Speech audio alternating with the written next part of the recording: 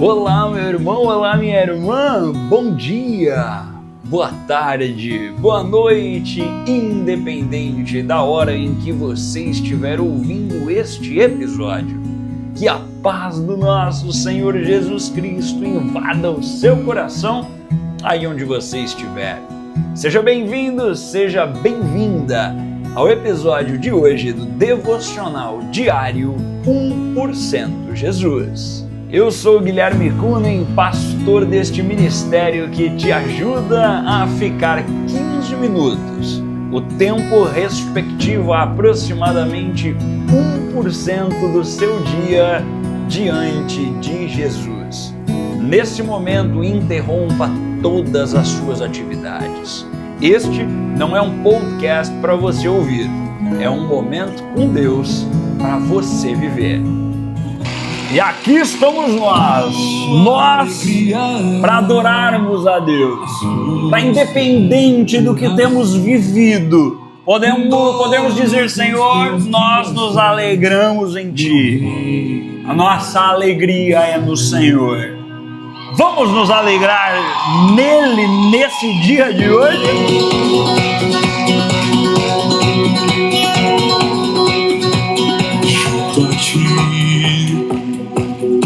É o meu lugar, Tu és minha casa, minha morada, e eu sou teu lar. Se no alto monte ou no fundo do vale, me lembrarei, eu tenho um pastor que nunca falhou.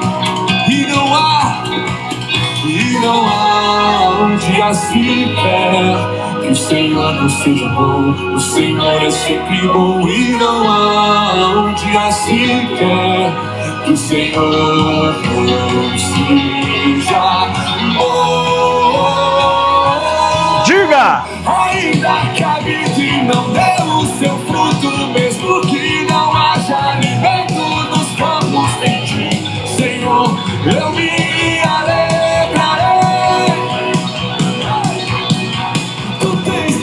força e o meu coração, todos os meus dias estão em Tuas mãos e em Ti, Senhor, eu me alegrarei.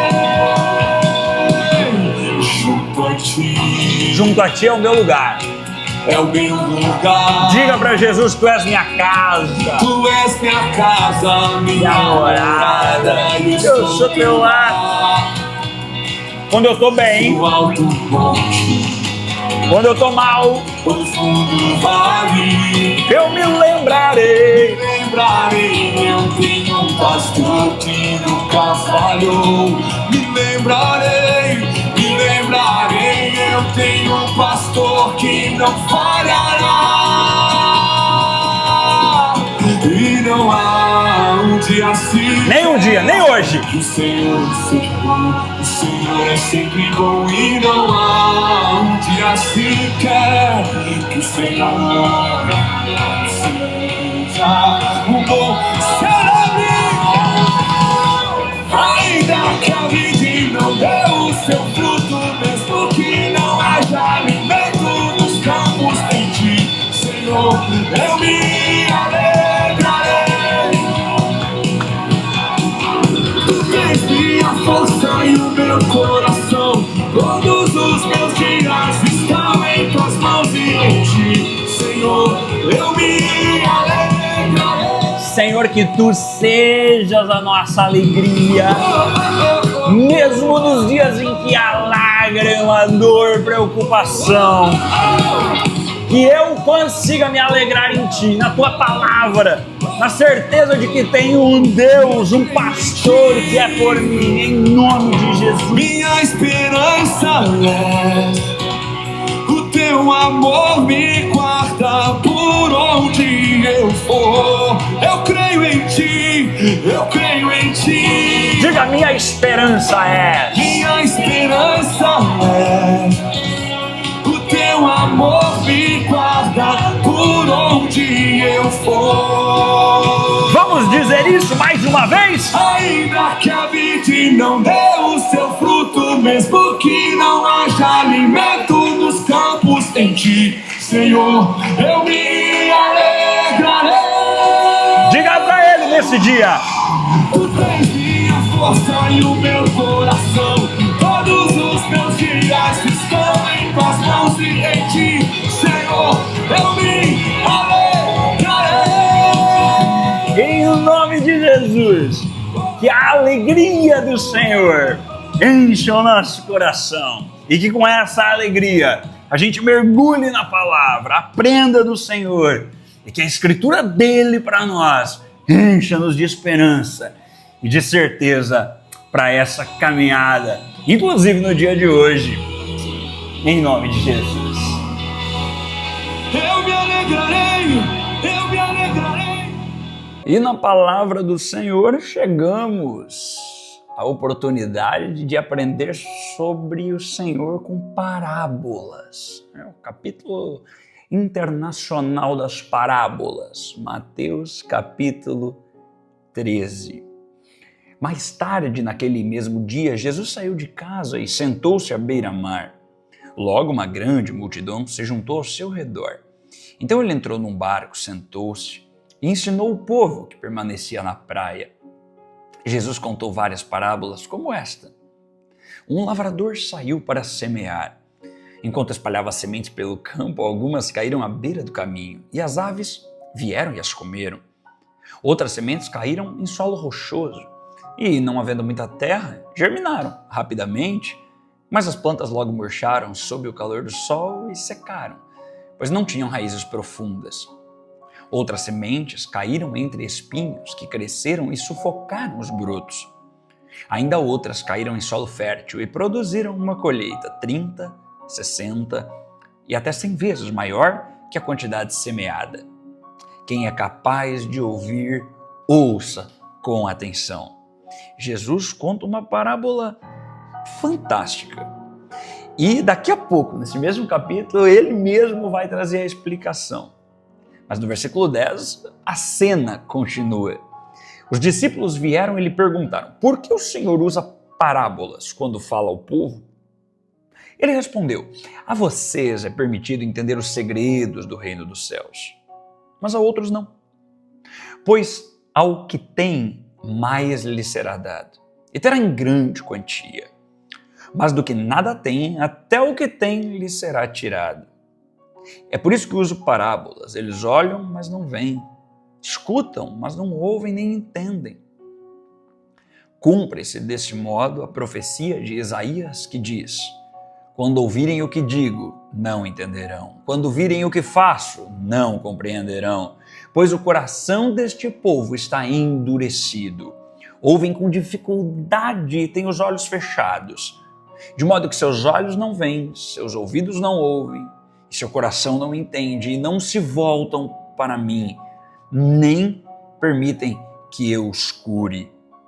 Felizes, porém, são seus olhos, pois eles veem, e seus ouvidos, pois eles ouvem.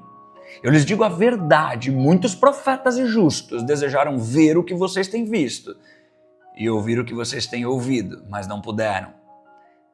Irmão e irmã, se você e eu hoje, entregando 1% do dia para Jesus, ouvindo um devocional, lendo a palavra de Deus, temos olhos que permitem a gente enxergar um pouquinho e crer que o Senhor é bom. Ouvidos que, ao ouvirem uma palavra como essa, conseguem acreditar na bondade de Deus. Então nós temos que ser gratos, porque aquilo que temos, a fé que temos, muito mais nos será dado. Que bom que o Senhor nos dá essa fé, não é? E aí agora sim chega a explicação. Agora, ouçam a explicação da parábola sobre o lavrador que saiu para semear. As sementes que caíram à beira do caminho representam os que ouvem a mensagem sobre o reino e não a entendem.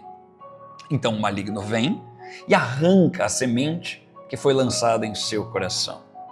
As que caíram no solo rochoso representam aqueles que ouvem a mensagem e sem demora a recebem com alegria. Contudo, uma vez que não têm raízes profundas, não duram muito. Assim que enfrentam problemas ou são perseguidos por causa da mensagem, cedo desanimam. Aos que caíram entre os espinhos, as que caíram entre os espinhos representam outros que ouvem a mensagem, mas logo ela é sufocada pelas preocupações desta vida e pela sedução da riqueza, de modo que não produzem fruto. E nós, então, queremos ser essa do verso 23. E as que caíram em solo fértil representam os que ouvem e entendem a mensagem e produzem uma colheita 30, 60 e até 100 vezes maior que a quantidade semeada. Nós devemos orar ao Senhor e pedir nos ajude a sermos assim. Esses que ouvem, recebem a tua palavra e dão muito fruto. Inclusive, tem um link aqui em algum lugar de uma ministração no canal no YouTube só sobre essa parábola.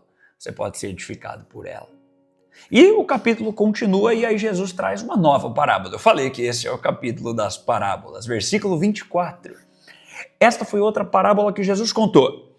O reino dos céus é como um agricultor que semeou boas sementes em seu campo. Enquanto os servos dormiam, seu inimigo veio, semeou o joio no meio do trigo e foi embora.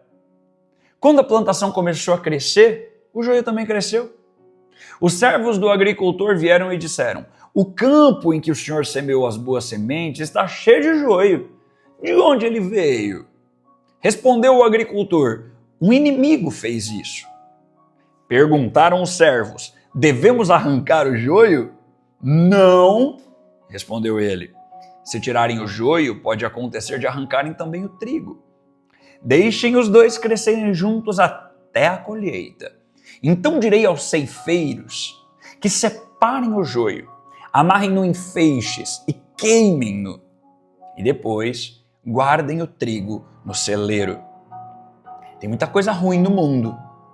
E tem a gente que, crendo em Cristo, é como o bom trigo que o Senhor quer para si. Que nós consigamos nos manter assim, na misericórdia do Senhor, mas sem esquecer que o joio vai estar por perto. Vai ter dificuldade enquanto a gente vai crescendo. Mas essa dificuldade não é para sempre, porque um dia o Senhor encerrará esse assunto. E as parábolas continuam. Versículo 31. Então Jesus contou outra parábola. O reino dos céus é como a semente de mostarda que alguém semeia num campo. É a menor de todas as sementes, mas se torna a maior das hortaliças. Cresce até se transformar em árvore, e vêm as aves e fazem ninho em seus galhos. Semente de mostarda, a menor de todas as sementes. Não importa se a sua fé é pequena, ela é o suficiente para que o Senhor faça crescer. E aí ele conta mais uma. Jesus também contou a seguinte parábola. O reino dos céus é como o fermento usado por uma mulher para fazer pão. Embora ela coloque apenas uma pequena quantidade de fermento em 3 medidas de farinha, toda a massa fica fermentada. O Senhor nos ensina contando histórias, que a nossa fé, que parece pequenininha, vai dando crescimento e o Senhor vai operando em nós. Escute, Jesus sempre usava, verso 34, histórias e comparações como essas quando falava às multidões. Na verdade, nunca lhes falava sem usar parábolas. Para quê? Cumpriu-se desse modo o que foi dito por meio do profeta. Eu lhes falarei por meio de parábolas, explicarei coisas escondidas desde a criação do mundo. Está lá em Salmos. E agora ele explica mais, ó. Em seguida, deixando as multidões do lado de fora, Jesus entrou em casa. Seus discípulos lhe pediram: por favor, explique-nos a história do joio no campo. Jesus respondeu: o filho do homem é o agricultor, que planta as boas sementes. O campo é o mundo, e as boas sementes são o povo do reino. O joio são as pessoas que pertencem ao maligno. E o inimigo que plantou o joio no meio do trigo é o diabo. A colheita é o fim dos tempos. E os que fazem a colheita são os anjos. Da mesma forma que o joio é separado e queimado no fogo, assim será no fim dos tempos. O Filho do Homem enviará seus anjos, e eles removerão do reino tudo o que produz pecado, e todos que praticam o mal, e os lançarão numa fornalha ardente, onde haverá choro e ranger de dentes. Então os justos brilharão como o sol no reino de seu Pai. Quem é capaz de ouvir, ouça com atenção. Perceba, Jesus estava deixando claro que esse mundo não é o fim. Existirá um momento em que tudo fará mais sentido e nós, por fé, caminhamos sabendo que Ele fará justiça. Não porque a gente é bom e aí os maus vão se dar mal, não. Porque nós, maus, fomos feitos bons em Cristo. E aí tem mais história. O reino dos céus é como um tesouro escondido que um homem descobriu num campo. Em seu entusiasmo, ele o escondeu novamente. Ué, como assim? Vendeu tudo que tinha e com o dinheiro da venda comprou aquele campo. Assim é a gente quando acredita e crê em Cristo. O reino dos céus também é como um negociante que procurava pérolas da melhor qualidade. Quando descobriu uma pérola de grande valor, vendeu tudo que tinha e com o dinheiro da venda comprou a tal pérola. O reino dos céus é ainda como uma rede de pesca que foi lançada ao mar e pegou peixes de todo tipo.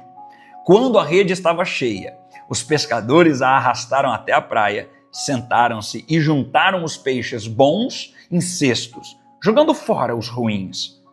Assim será no fim dos tempos. Os anjos virão, separarão os perversos dos justos e os lançarão na fornalha ardente, onde haverá choro e ranger de dentes. Vocês entendem todas essas coisas?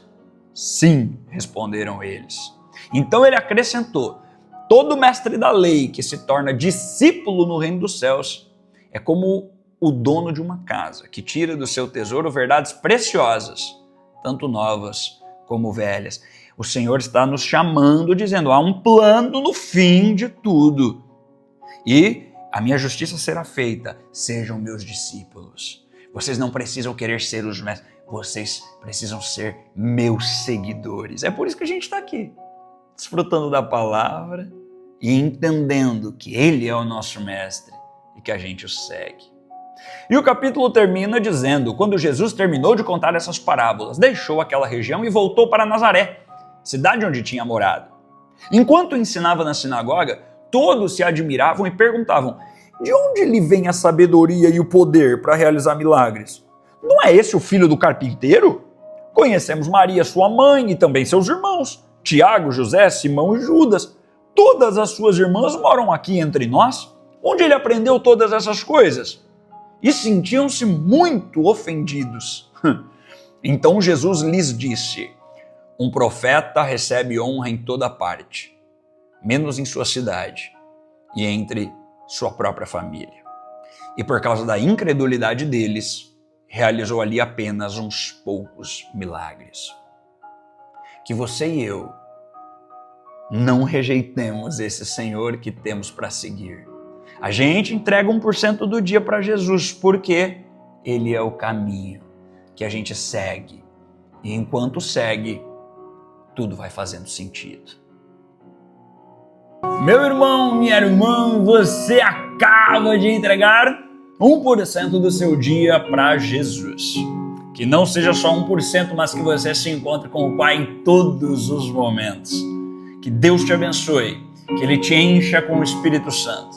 E você sabe, eu te encontro amanhã. Te encontro no nosso próximo episódio. Até lá, se Deus quiser.